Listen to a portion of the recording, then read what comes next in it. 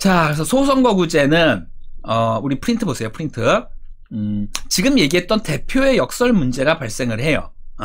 그래서 그거를 해결하고자 절대다수 대표제를 시행하기도 합니다. 절대다수 대표제를. 자, 우리는 지금 얘기했던 건 상대다수 대표제를 얘기한 거고요. 최다 득표자가 당선되는 거예요. 이거를 하는 이유가 뭐냐면 선거 비용이나 이런 게 만만치 않게 어마어마하게 들거든요. 어마어마하게 들어요. 그래서 한 번에 쉽고 빠르게 결정할 수 있습니다. 그렇죠? 자, 이런 게 장점이기 때문에 최다 득표자 한 명만 뽑는 상대다수 대표제를 많이 시행을 해요. 우리나라는 지역구는 전부 다 하나만 빼고는 상대다수 대표제를 시행하고 있습니다. 그 지방선거에서 지방의회 의원을 뽑는 지역선거. 그러니까는 가령 관악으로 치자면 관악구 의원을 뽑는 데 있어서도 비례투표가 있고 지역구 선거가 있거든요. 두 개가 있어. 그럼 비례대표는 정당을 뽑는 것이고 지역구는 그 인물을 뽑는 거지. 그치? 근데 지역선거에서 지역 의원, 관악구 의원을 뽑는 데서는 뭐 2명에서, 그러니까 4명, 뭐 3명, 4명, 뭐 이 정도 뽑을 겁니다. 3명 정도 뽑고, 뭐 4명 뽑고, 보통 한 3명, 4명 이렇게 뽑아요. 그래서 그것만 중선거구제고요. 나머지는 전부 다 인물을 뽑는 지역선거에서는, 바로 상대다수 대표제를 지금 현재는 우리나라는 실시하고 있습니다. 이따가 다시 한번 볼게요. 자, 근데 이것은 바로 지금 얘기했던 대표 역설 문제가 발생한단 말이야. 고작 한 20%의 득표율로 대표성은 100%를 획득해버렸죠. 그죠? 그래서 그런 문제를 해결하고자 절대다수 대표제가 있어요. 이것은, 과반 이상을 무조건 50%가 넘어야 돼. 넘어야 돼. 그렇기 때문에, 프랑스 같은 데서 하는 게 바로 결선 투표제예요. 결선 투표제. 자, 처음 1차 선거에서 A 후보가 40% 나오고 B 후보가 30% 나왔고요. C 후보가 25% 나왔어. 25%. 5%는 또 무소속 뽑았다고 칩시다. 자, 그러면은 그렇게 A, B, C가 있는데 그러면 누구도 당선이 안 된 거예요. 50%가 안 넘었으니까. 그러면은 1등과 2등만 다시 한번 선거를 해요. 다시 한번. 그게 바로 결선 투표제라는 거야. 결선 투표제. 그러면 A와 B만 남겠지. A가 처음에는 40%였지, 그지? 그리고 B가 30%였지, 그지? 그러면 그대로만 간다면 A가 유리해.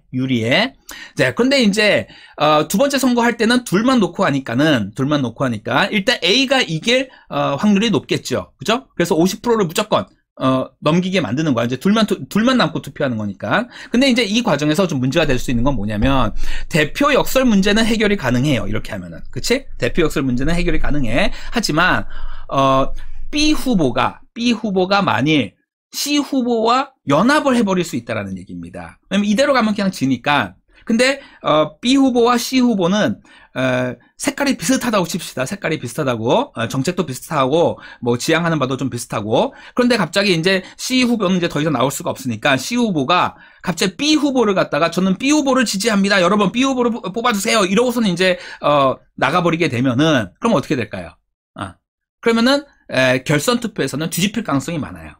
A 후보가 안 되고 B가 될 수 있는 가능성이 많아. 자, 바로 이런 문제, 이런 걸 이제 선거연합이라고 하는데요. 이런 선거연합의 문제가 발생할 수 있다라는 것도 꼭 좀 기억하셔야겠습니다. 자, 우리나라는 상대다수 대표제를 계속 전부 다 시행하고 있다고 얘기했었고요. 자, 한번 볼게요, 이 문제. 이 표를 한번 보시겠습니다. 자, 선거구가 3개가 있는 거야. 갑이 있고, 을이 있고, 병이 있어. 자, 정당은 A 정당이 있고, B 정당이 있고, C 정당이 있습니다. 그래서 A 정당에서 후보가 나왔고요. B 정당 후보가 나왔고 C 정당 후보가 나왔어. 자, 투표를 했는데 갑구에서는 지금 전체 갑구의 전체 유권자가 몇 명인지 알 수 있어요? 이것만 갖고 몰라. 이걸 갖고 모르는 거야.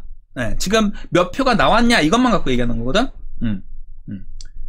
이거는 그러니까 그 유권자 수 전체가 아닌 거야. 그냥 나와서 투표한 사람들만 얘기하고 있는 거예요, 지금. 그 중에서도 기권도 빼고, 뭐, 무효표 이런 것도 다 빼고, 그래서 A당 후보가 갑구에서는, 갑선국에서는 60, 50, 40, B 후보 40, C 후보 40 이렇게 나왔고, 그러니까 누가 당선됐어? A 후보가 됐지. 이거 지금 상대다수 대표제야. A 후보가 됐지. 을은 40, 을구에서는 A 정당 후보가 40, B 정당 후보가 100, C 정당 후보가 60 나와서 B가 됐고요. 그 다음은 40, 30, 30 해서 A 후보가 됐어요. 자, 결과적으로 A 정당이 2명의 후보가 당선됐고요. B가 1명 됐지. 그치? 자, 상대다수 대표제고. 자, 문제점. 어떤 문제가 있을까요? 지금 이렇게 했을 때. 볼까요? 자, 등가성 문제가 발생했습니다. 표의 등가성. 왜? 지금 A 정당은 2명이 됐는데 이 표를 합해보세요.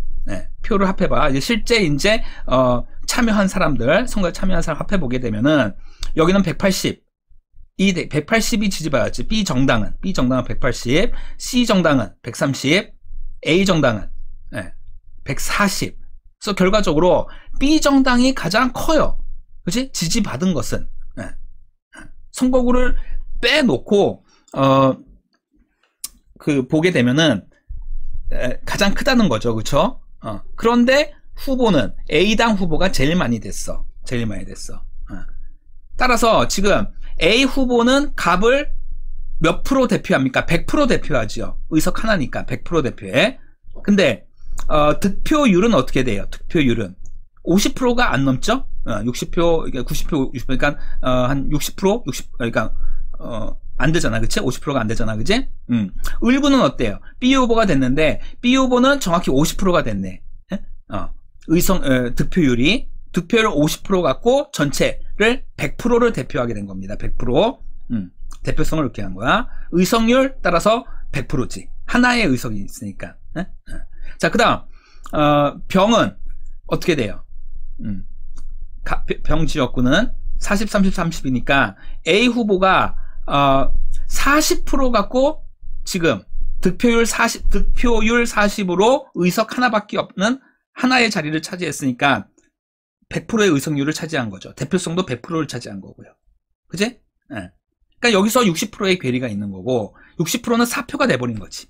그치? 즉 여기서는 50%, 50표, 40표가 사표가 됐고요. 갑에서는. 을에서는 40표, 60표, 100표가 사표가 됐고 병에서는 30표, 30표, 60표가 사표가 된 거야. 그치? 그렇기 때문에 각각 1인당 지금 여기 있는 모든 사람들의 한 표의 가치가 동등했냐? 안 됐다는 거야. 왜? 반영이 사표가 발생했기 때문에 동등하게 반영이 안 됐다는 얘기가 되겠지. 그치? 자, 그래서 그 이유는 득표율과 의석률이 불일치한다. A는 결과적으로 과대 대표가 됐고요. 그쵸? A 정당의 대표는 과대 대표가 됐고, B, C 정당은 과소 대표가 된 겁니다. 실제 그러니까 실제 득표율에 비해서. 자, 여기가, 무지 어려워질 수가 있어요. 시험 문제가. 무지. 득표수, 의석수, 득표율, 의석률, 그 다음에 대표성, 이렇게 쭉 차트 하나 크게 그려놓고 문제 만들면은 상당히 골치 아픈 어려운 문제가 될 수 있습니다. 이런 문제, 이거는 이제 우리 오프라인 때 제가 좀 풀어줄게요.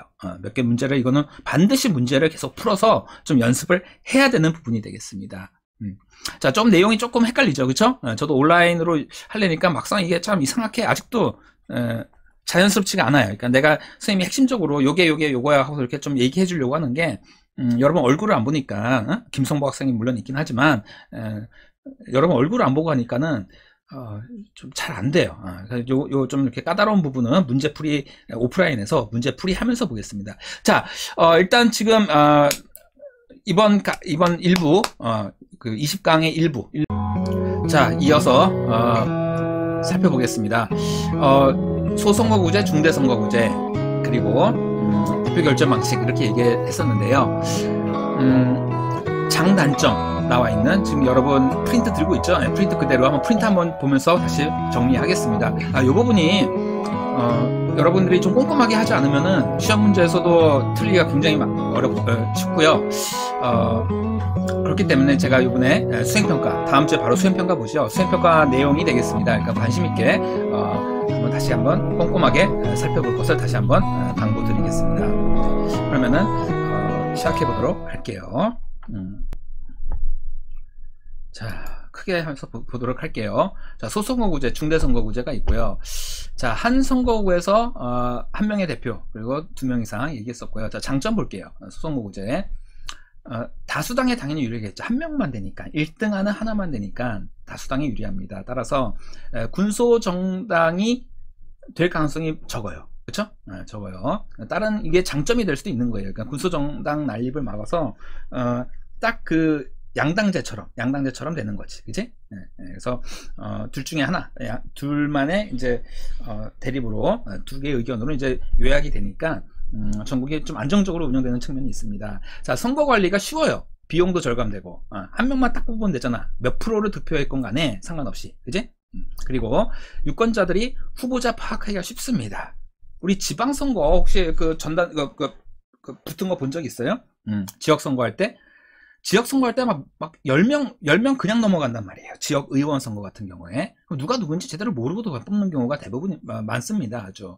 국회의원 선거도 보게 되면은 한 3개 정당만 3개, 4개? 그 정도만 좀 알고, 그 다음부터는, 저 사람이 새로운 정당 처음 들어봤는데, 또 누구지? 이렇게 하는 경우가 되게 많아요. 자, 그래서, 이렇게 소선거구제에 한 명만 뽑는 소선거구제를 했을 때는 대표 한 명만 뽑기 때문에 결국에는 압축이 됩니다. 한두 명, 3명으로 이렇게 압축이 되죠. 그래서 후보자들이 누구한테 표할지 그게 훨씬 더 선택이 쉽다라는 얘기가 되겠습니다. 그래서 투표율도 오히려 올라갈 수 있고요. 자, 하지만 단점 아까 얘기했듯이 사표가 많이 발생하는 제도이고, 득표율과 의석률이 불일치가 그만큼 사표가 큰 만큼 심하겠지. 자, 요거 핵심. 사표가 큰 만큼 불일치가 심하다. 오케이? 자, 그리고 장점이자 단점인 얘기야, 이거는. 인물 선택의 범위가 좁을 수밖에 없어요. 한 명만 되니까는 어차피 저 사람은 안 될 사람이니까, 그렇다면 이 사람을 밀어주자, 이런 식으로. 그래서 인물 선택 범위가 오히려 좁아질 수가 있겠고요. 소수당한테는 불리한 얘기가 되겠지, 그죠? 그러니까 이게 장점이자 또 단점이 될 수 있는 겁니다. 소수당은 의회 진출이 어려워요, 지역구 선거로 해서. 자, 지역적 인물 당선이 쉽고요. 전국적 인물 당선이, 이거는 상대적인 얘기입니다. 상대적인. 이거는 사실 이렇게 크게 기억 안 해도 돼요. 즉, 우리 관악 지역만 하더라도, 계속 나오세요. 했던 분이 나오고, 또 떨어졌던 분도 지난번에 했었기 때문에 또 나오고, 그래서 이 지역에서 굉장히 유명하신 분이 보통 많이 당선이 됩니다. 그러니까, 전국적 인물이라고 하는 것은, 가령 요즘 백종원 씨 이렇게 유명하죠, 그쵸? 심지어 대통령 후보로 해야 되지 않냐, 통합당에서 이런 얘기까지도 나오고 했었었는데, 그런 사람이 전국적 인물이에요. 그러니까 전국적으로 인지도가 높은 사람.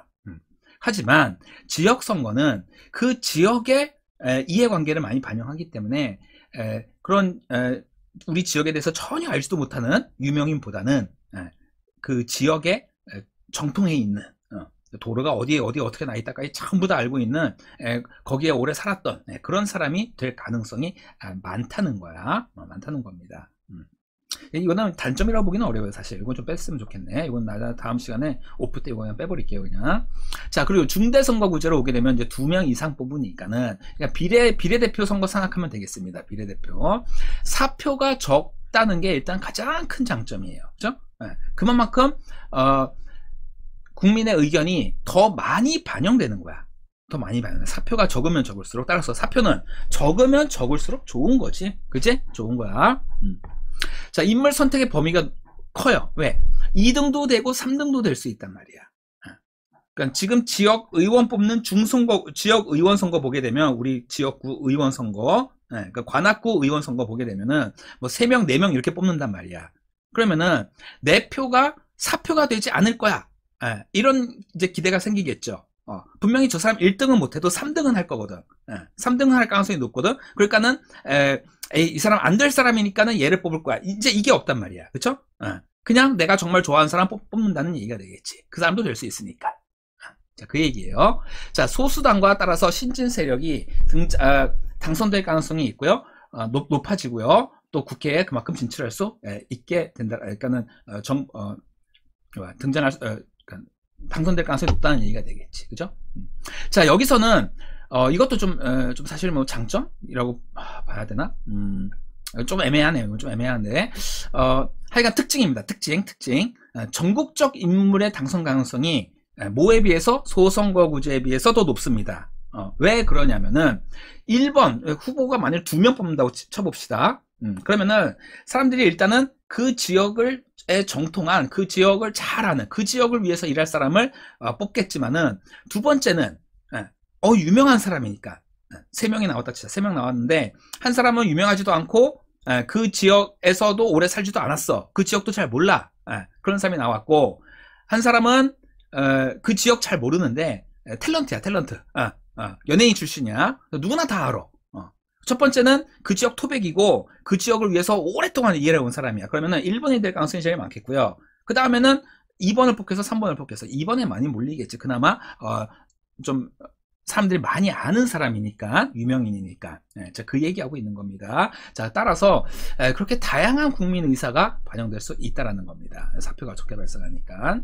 하지만 단점으로는 그렇게 되면 군소정당, 여러 정당들이 득표할 수 있기 때문에 여러 정당이 이제 다 나옴으로써 굉장히 좀 전국이 복잡하고 불안해질 수가 있어요. 그거 이제 반대되는 거로 이제 기억하시면 되겠고, 자, 선거 관리 비용이 어렵고요. 어렵고 비용도 많이 들어. 가령 결선 또 투표를 한다고 생각해 봅시다. 다수 대표제라 하더라도, 즉 소수 선거구제에서도 소선거구제 방식에서 절대다수 대표제를 하는 경우라고 한다면은 2번 선거를 해야겠지. 맞아. 1차에서 50%가 안 나오면 그럼 2번 선거 해야 되니까 돈이 배로 들어요. 자, 그렇듯이 선거관리 비용이 여러 사람 있다 보면은 1등 가리고 2등 가리고 뭐 등등등등 그 과정에서 선거관리도 어렵고 비용도 좀 많이 든다는 거, 그리고 후보자들이 난립해서 유권자들과 누가 누군지 잘 모르는 경우가 발생한다는 거. 그 대표적인 게 지금 지역 의원 선거가 그런 경우가 되겠습니다. 따라서 아무나 찍어 혹은 안 찍어, 귀찮아, 그냥 여행 다닐래, 투표 날 나는 여행 갈 거야, 뭐 이런 식으로 선거에 대한 무관심이 좀 더 커질 수 있다는 것도 좀 기억해 두시면 되겠습니다. 자, 다음 거 넘어갈게요. 정리해보자면, 그 다음 아래 나왔네. 아까 처음부터 막 얘기했었는데, 선거구는 어떻게 정해야 될까요? 그 법률로 정한다는 거 꼭 기억하세요. 그냥 누가 막 정하는 게 아니야. 행정부에서 그냥 막 정하는 게 아니고, 법률로 정하는 겁니다. 국회에서. 그래서 특정 정당이나 후보에게 유리하도록 선거구가 짜져 있으면 문제가 심각한 거죠. 그렇죠? 게리맨더링이라고 중학교 때 들어봤죠? 우리 책에도 나와 있는데, 이 셀리맨더라는 이 괴물 모양을 닮았다고 해서 옛날에 게리라는 주지사가 자기한테 유리한 선거구만 이렇게 해가지고 획정을 했었단 말이야. 그래서 표의 등가성도 깨져버렸고, 그죠? 그리고 자기한테 유리한 지역만 이렇게 함으로 해가지고 당선이 될 수밖에 없게끔 이렇게 만들어 버렸었어요. 이렇게 하면 안 된다라는 겁니다. 그래서 그런 걸 게리맨더링이라고 하고, 게리맨더링을 방지하기 위해서 이렇게 선거구는 법정주의, 꼭 외워놔. 이거 외워야 돼. 선거구 법정주의야. 법정주의. 법으로 정한다. 자, 꼭 기억하시고요. 자, 그렇게 함으로써 선거의 공정성을 확보하고요. 무엇보다 뭐를 하려고 하는 걸까요? 표의 등가성을 실현할 수 있다. 이 얘기가 되겠습니다. 자, 다음 거 넘어갈게요. 자, 정당 명부식 비례대표제도 다시 한번 알아봅시다. 아까 얘기했었죠. 그죠? 정당의 득표율에 비례해서 당선자를 결정하는 것이고, 자, 모든 정당의 실제 지지에 비례해서 의석을 배분함으로써 투표자의 의사를 최대한, 즉, 사표를 줄이고, 득표율이 곧 의석률이 될 수 있도록, 그래서 과대 대표도 되지 않고, 과소 대표도 되지 않도록 최대한 맞추려고 한다는 거죠. 그죠? 그렇기 때문에 그것이 바로 투표자의 의사를 최대한 존중할 수 있다는 겁니다. 왜냐면 가장 많이 반영이 된 수 있기 때문에, 그렇게 하면은. 그치? 자, 장점 볼게요. 그래서 소수파도 대표가 될 수 있어요. 3%만 넘으면, 우리나라 정당 명부식 비례대표제에서 3%가 넘어버리면은 거기에 대해서 득표율에 따라서 의석을 배분 받거든. 3% 미만은 대표성이 좀 약간 떨어진다 해가지고 잘라요. 자르는 거고. 그렇기 때문에 100% 의석률과 득표율과 의석률이 100% 일치하는 건 아니지, 그치? 밑에 약간 있지만, 하지만 거의 일치하는 제도입니다. 거의 일치해요. 그래서 세 번째로 인기 많은 정당, 네 번째로 인기 많은 정당, 5번째 인기 많은 정당까지 다 될 수가 있어요. 그죠?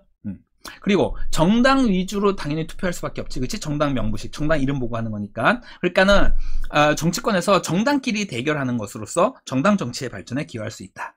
자, 그리고 의원들이 선거구 대표가 아닌 비례대표는 선거구 대표가 아니죠, 그쵸? 따라서 특정 지역구의 이해관계에 그러니까 거기에 연연할 필요가 없어요.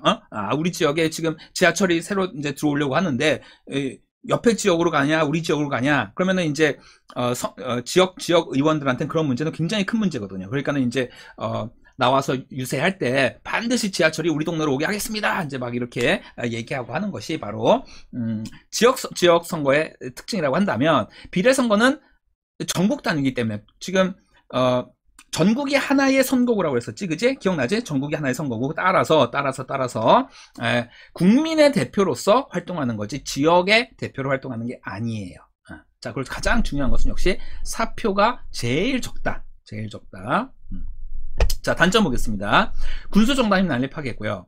당선자가 국민의 대표라기보다, 자, 뽑힌 거는 국민의 대표로 뽑혔어. 국민을 대표해야 돼. 네. 하지만 그 공천 과정에서 물론 이제 많이 좀 달라졌지만은 정당에서 공천을 하죠. 그치? 정당에서 공천한단 말이야. 예전에는 어떤 정당에서는 A라는 정당이 있다 치자. 그러면은 A 정당의 당대표가 비례대표를 결정했었어요. 그래서 1번이 가장 당선될 확률이 당연히 높지, 그치? 1번부터 한 20번까지 한다고 친다면 그 순서도 당대표가 정하고 이랬었단 말이야. 그러다 보니까는 실질적으로 내가 국회의원이 되냐 마냐는 국민들의 뜻보다는 당대표의 뜻이 중요했어. 당대표한테 잘 보이는 게. 이런 게 문제가 심각하다는 거죠. 그쵸? 그래서 지금 현재는 그 정당, 당원 투표를 거쳐서 당원 투표로 누가 비례대표 후보가 될 건지, 그리고 비례대표 순서까지도 그런 식으로 당원이 결정하는 이런 방식을 많이 택하고 있습니다. 그 외에 더 이제 좀 더 그 외에 이제 당원 말고도 당원 외까지도 이제 같이 해서 요즘은 이제 핸드폰 뭐 대고 하다 보니까 그런 거 참여가 쉽죠, 그렇죠? 그렇게 해서 외부 일반인도 참여시키는 이런 것도 많이 사용합니다. 하지만 어쨌든 당에서 결국은 공천을 하는 것이기 때문에 당의 정당의 이해관계에 따라가는 정당의 대표를 전락하기가 쉽다는 거. 좀 말이 길어졌네요, 그죠? 자, 선거 절차나 방법이 복잡해요.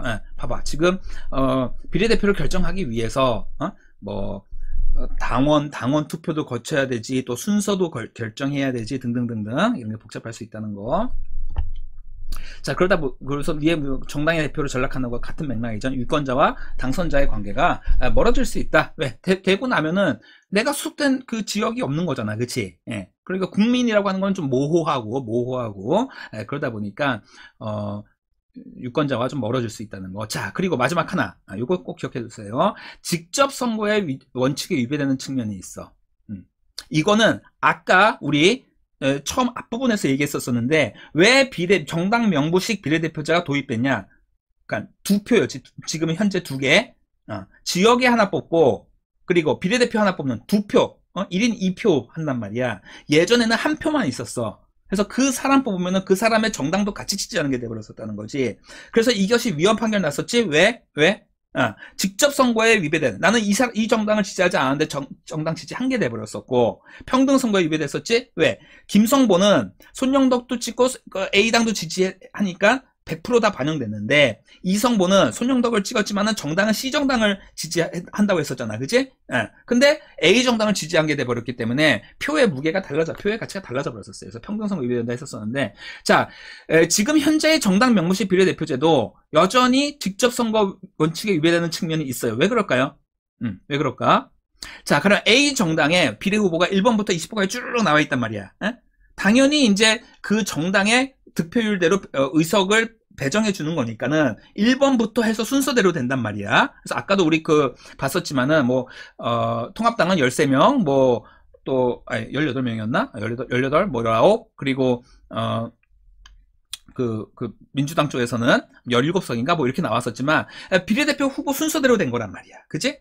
그렇게 됐었어. 하지만 지금 일반 유권자들이 그러니까 당원 말고 일반 유권자들이 이제 선거할 때는 그냥 민주당을 찍던가 통합당을 찍던가 이렇게 하지 그 안에 1번부터 몇 번까지 그거를 결정하는 건 아니지. 그치? 근데 나는 보니까 그 비례 후보 1번, 2번까지는 너무 좋아. 너무 마음에 들어. 근데 3번 비례 후보로 나온 이 3번은 너무 싫은 사람이야. 너무 싫은 사람이야.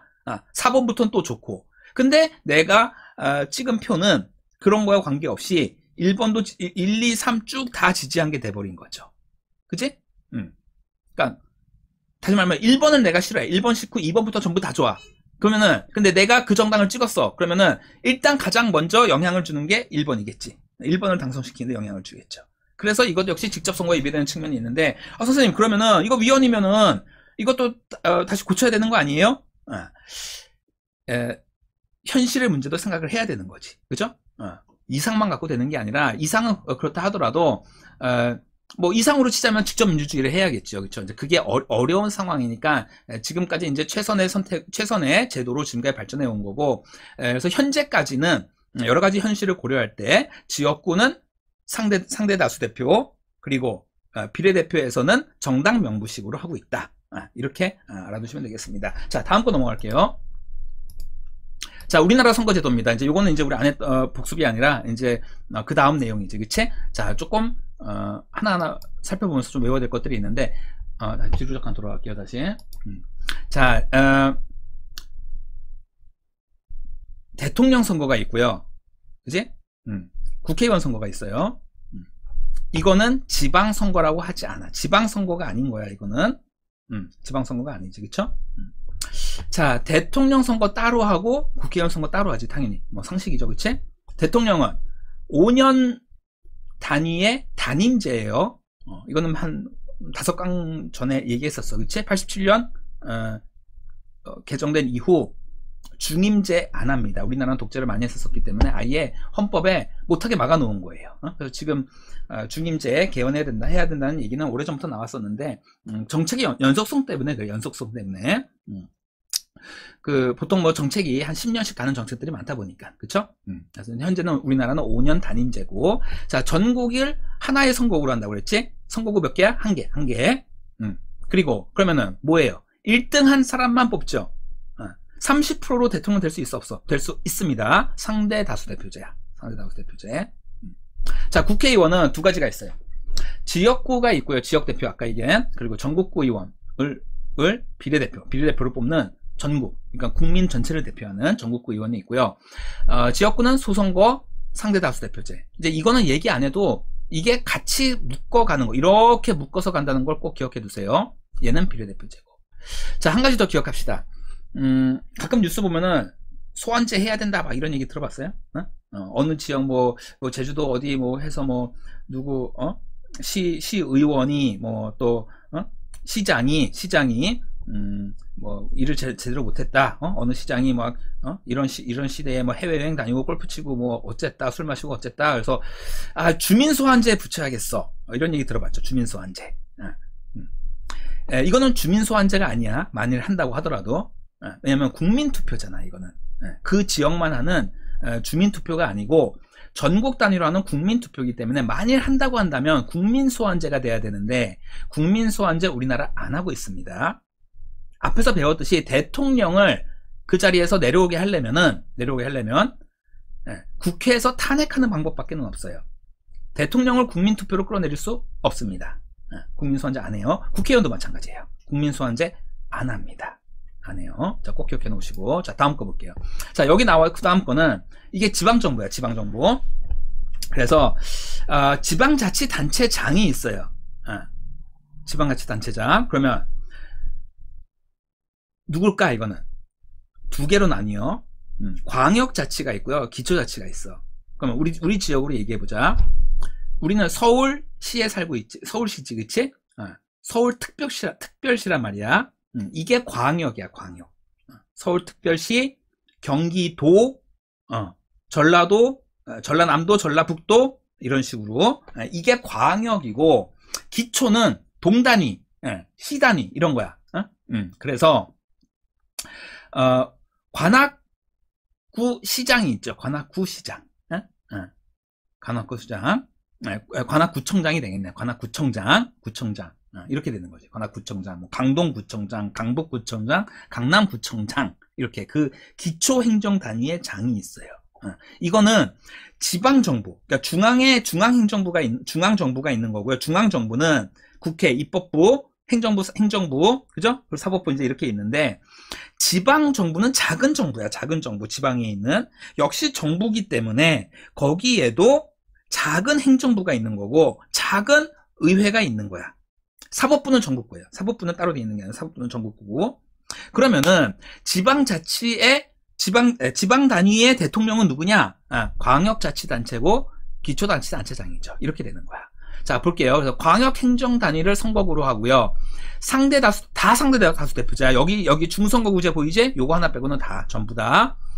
그래서 특별시, 서울특별시장, 경기도지사, 뭐 전남도지사,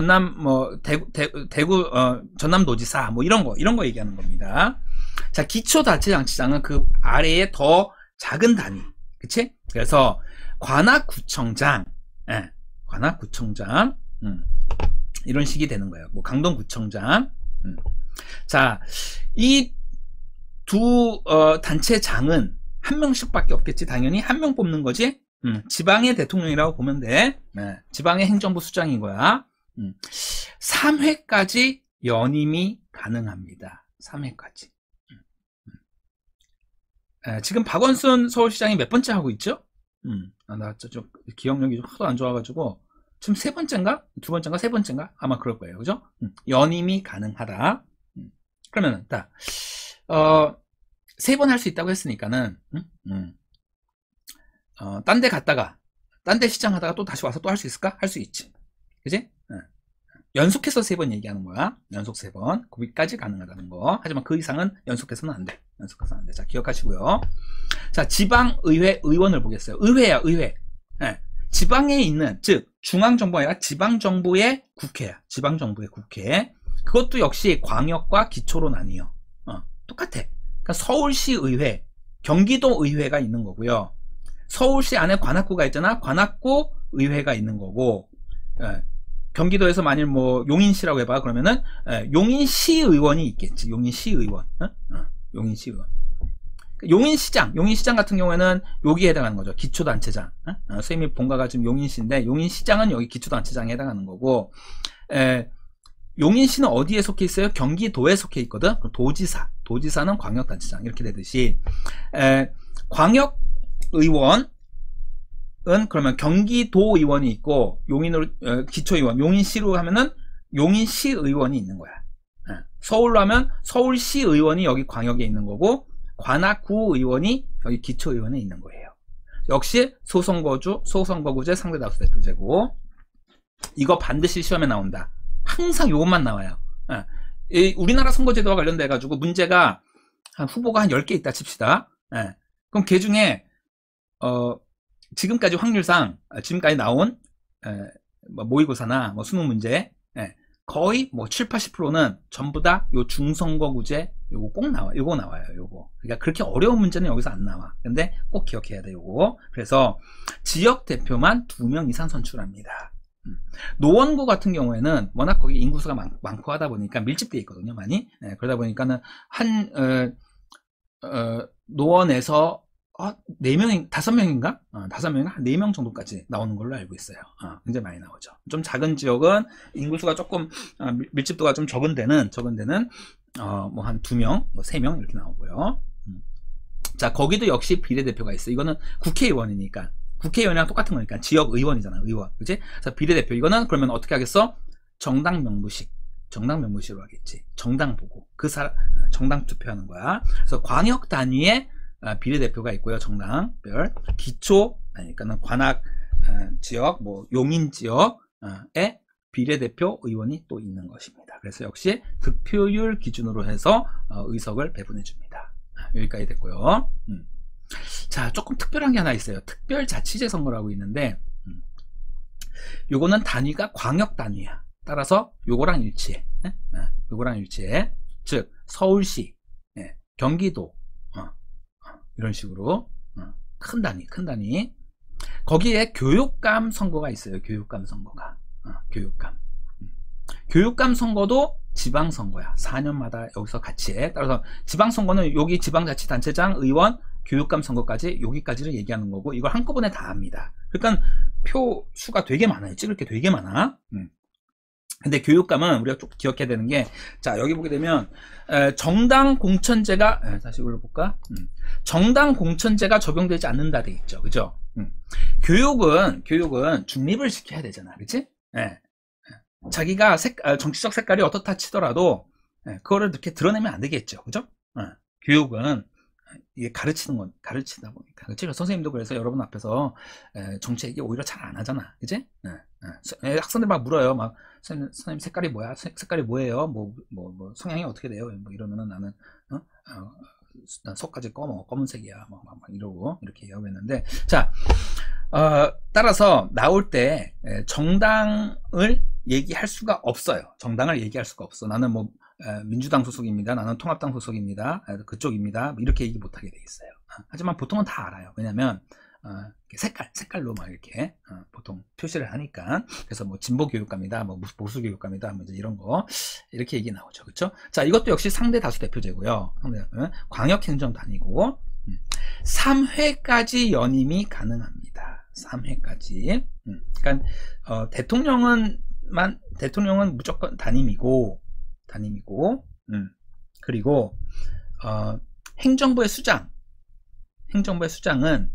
대통령을 뺀 지방정부에서는 전부 다 3번씩 가능하다. 3번 연임이 가능하다.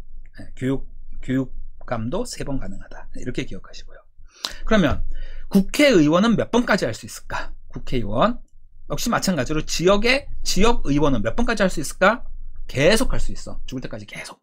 당선만 되면 계속 할 수 있어요. 제한이 없는 거야. 그러니까는 뭐 7선 의원, 뭐 8선 의원 이렇게 나오는 거지. 자, 정리할게요. 마지막.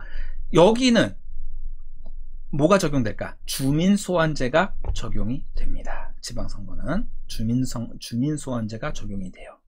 앞서 중앙정부는 국민소환제가 적용이 안 되고. 오케이? 자, 그러면 총 몇 표가 될까요? 중앙정부 선거 3표가 되겠지. 그치? 대통령 뽑을 때는 하나만 뽑고, 국회의원 뽑을 때는 2장을 찍게 돼요. 2장. 네. 지방선거 할 때는 몇 장을 찍냐면, 총 7장이 되겠지. 그죠? 광역 하나 뽑아야 되죠? 찍어야 되지? 기초 뽑아야 되지? 그리고서는 지방의원에서 지역대표 한 명 뽑아야 되지?